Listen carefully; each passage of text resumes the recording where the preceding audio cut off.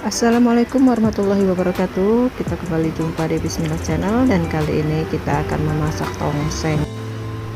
Dan lagi-lagi saya memasaknya dengan jumlah yang besar ya, cukup besar, yaitu kurang lebih 5 ekor ayam, atau ya mungkin sekitar 7 kg daging ayam.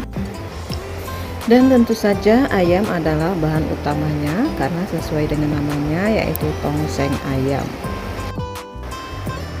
Dan bahan lainnya adalah berupa sayuran, yaitu kol dan juga seledri, bawang daun, serta cabai rawit. Untuk kolnya dipotong-potong seperti ini ya, jangan terlalu lembut, tapi ya terserah saja sesuai selera masing-masing. Kemudian cabai rawit, seledri, dan juga bawang daun yang dipotong-potong kasar.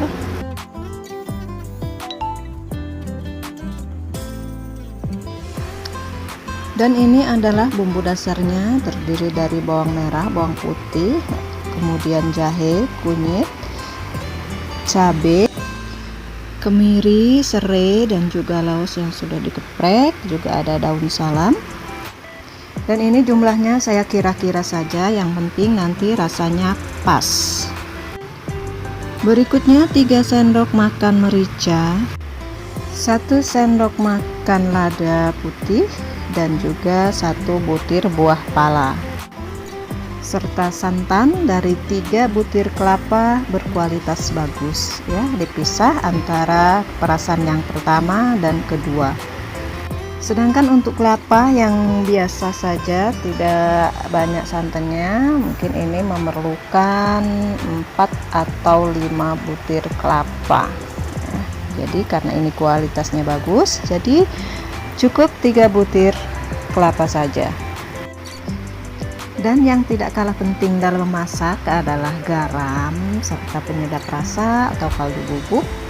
Ya, karena ini tongseng, maka di sini kita memerlukan kecap. Kecap manis tentunya. Dan kita sudah haluskan bumbu-bumbu yang kita sebutkan tadi, kecuali serai, juga laos, dan daun salam ya. Tapi bisa juga kalaupun dihaluskan, silahkan saja. Kalau ingin di blender silahkan, tapi kalaupun ingin diulek bumbunya, monggo silahkan juga. Berikutnya panaskan minyak secukupnya untuk menggoreng bumbu. Dan saya tidak terlalu banyak menggunakan minyak ya, karena ayam itu sendiri sudah mengandung lemak, ditambah nanti santan kelapa juga mengandung minyak. Jadi disesuaikan saja, ataupun tidak usah terlalu banyak, yang penting bumbunya bisa matang. Jangan lupa masukkan pula serai dan juga tadi laos yang sudah dikeprek, daun salam, serta garam ya secukupnya saja, kemudian penyedap rasa dan juga gula.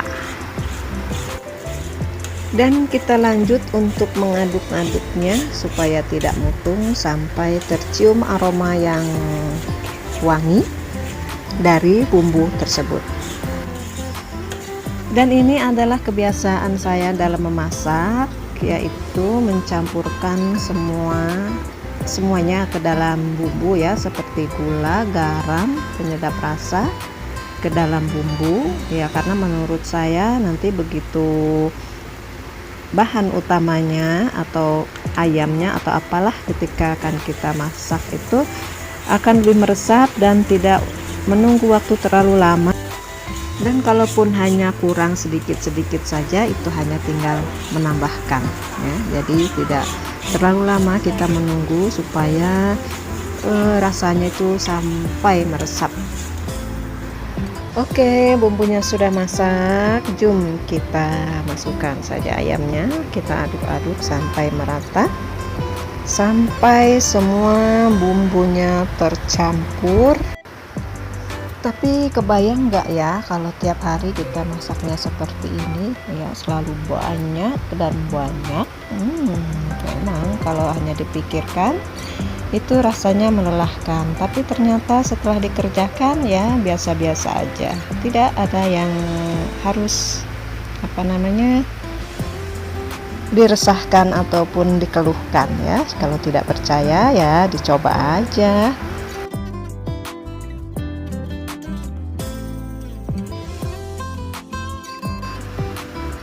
Sepertinya ayamnya sudah matang.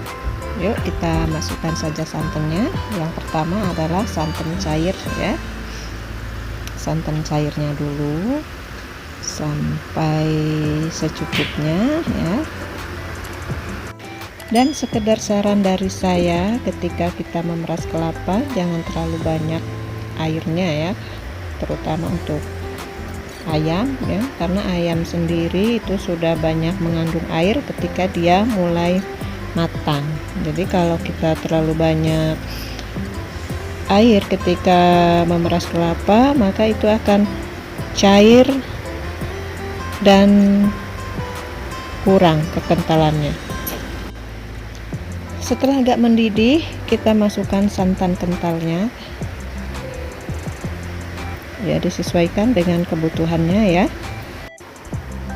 Kemudian kita aduk terus sampai mendidih, jangan sampai santannya pecah ya, karena kalau pecah itu tampilannya tidak menarik dan rasanya juga mungkin akan sedikit berbeda dibandingkan dengan kalau dia santannya dalam keadaan utuh.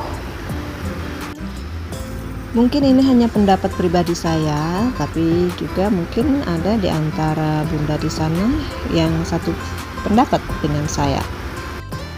Dan jangan lupa untuk kembali mengecek rasanya apa yang kurang ya. Dan setelah matang, karena ini untuk kita kemas ya ke dalam plastik, maka kita angkat dulu semua ayamnya, kita pisahkan.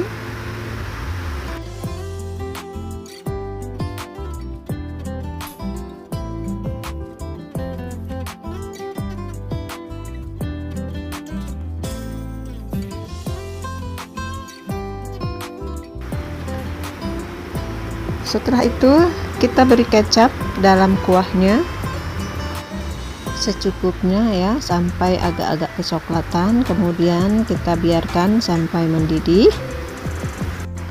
Kemudian kita masukkan kol ke dalamnya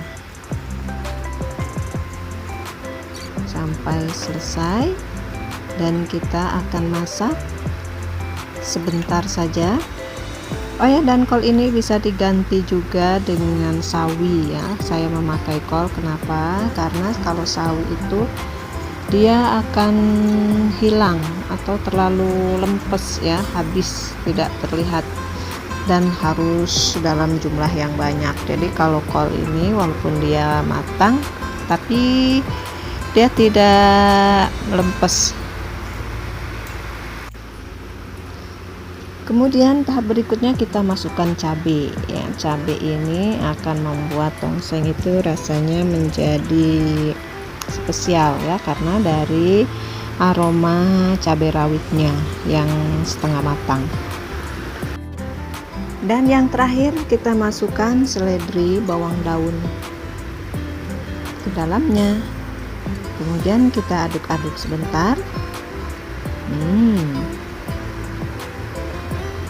Dan aroma daun bawang dan seledri ini juga rasanya akan menambah tongseng itu sendiri menjadi lebih segar. Tuh, kelihatannya segar sekali kan? Ayo, siapa yang mau coba? Tapi sebelumnya kita angkat dulu ya sayurannya ya, karena nanti takutnya bonyok. Mungkin ada yang bertanya-tanya mengapa dipisah begitu. Ya, ini memang dipisah seperti ini karena ini untuk konsumsi orang banyak ya. Jadi nanti kita kemas ke dalam plastik supaya mudah.